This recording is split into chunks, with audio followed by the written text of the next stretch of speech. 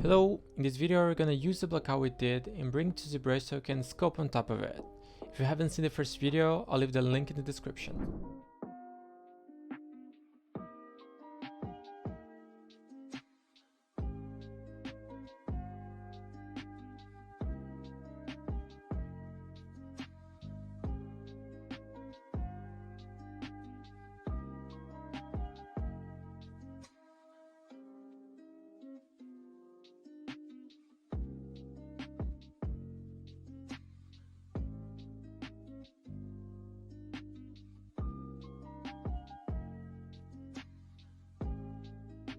Clean up the mesh to make sure you don't have internal faces, bevels where you don't want them, clipping meshes, etc.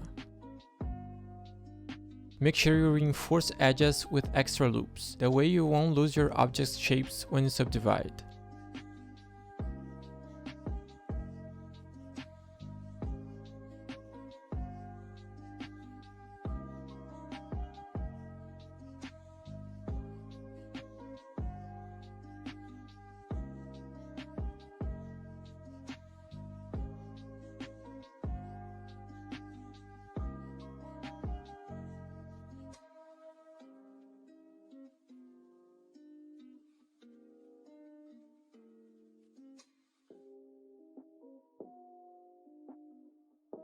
Make sure that you don't have holes in your mesh. If it's super hidden, that's okay, but when you use subdivisions in ZBrush, it might not react super well.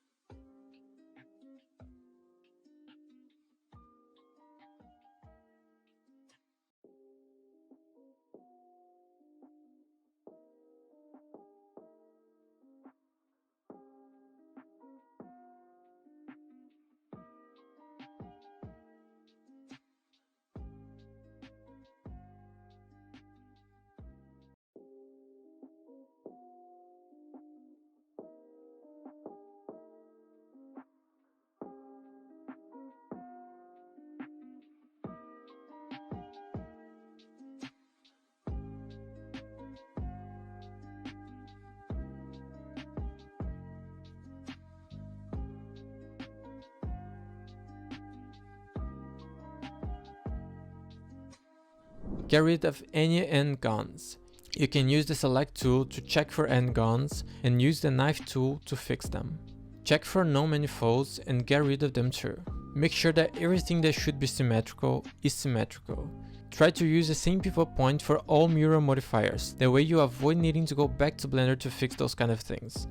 Apply scale, position and rotation and export. Make sure that you prepared all of your subtools for sculpting. Start by subdividing all the models. Go through each subtool and subdivide them on the geometry panel until you get clean brush strokes.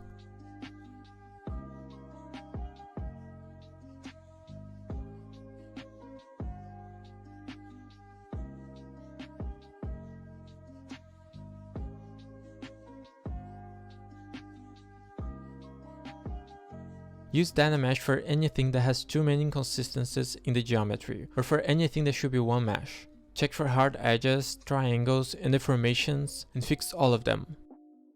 Choose a matte cap with a good contrast.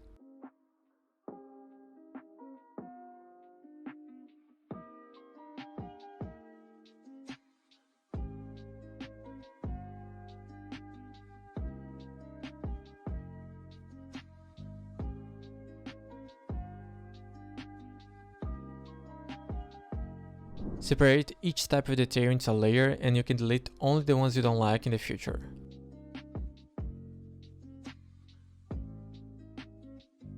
So let's start sculpting. I'm using a lot of orbs brushes for this video. I recommend you to download that too. I'll leave the link in the description. The wood you can keep it simple. Start with orbs cracks sculpting the wrinkles. Using the pen's pressure, add size variations. Still try to keep the sizes consistent.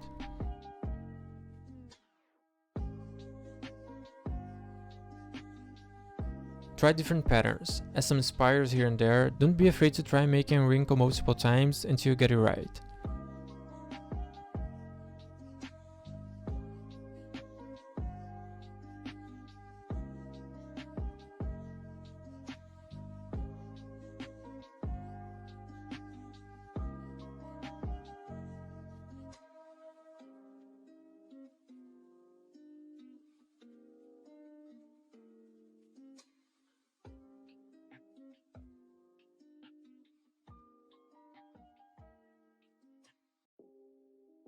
After that, use H polish brush to fix and erase a few parts and scrape others. Use it to create contrast and different forms inside your shapes.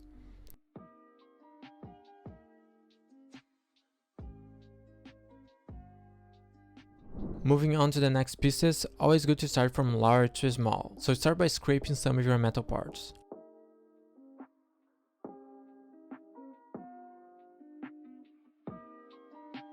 Then start adding edge wear to all of your subtools. You don't want anything to look perfect. No rules here, do it any way it feels natural to you. I spent around 30 minutes only adding these edge wears, so take your time.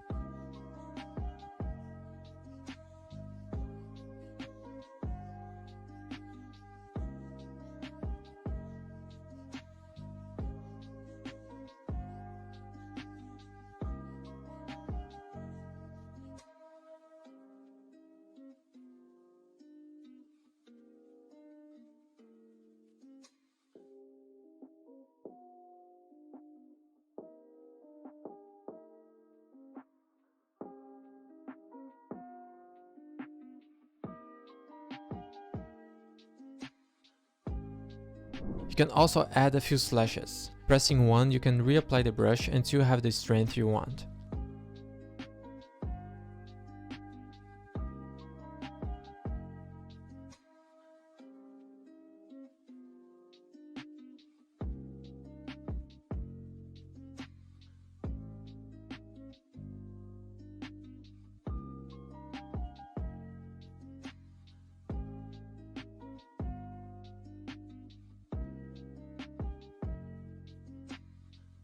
To give this impression of things being carved out, you can use Crack's brush in the intersection between objects. Add these little dots by using Inflate brush and then the H polish.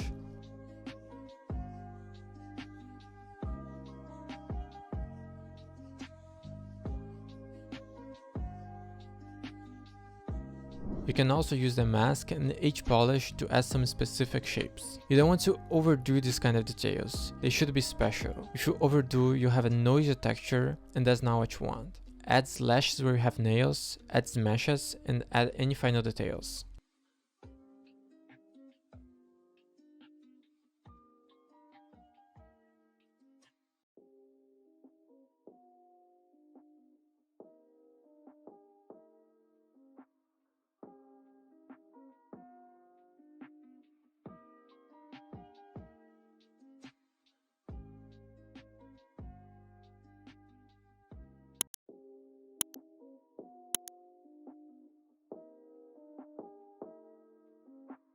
We're in the middle of the process, only 2 steps left. Like and subscribe, and see you in the next video.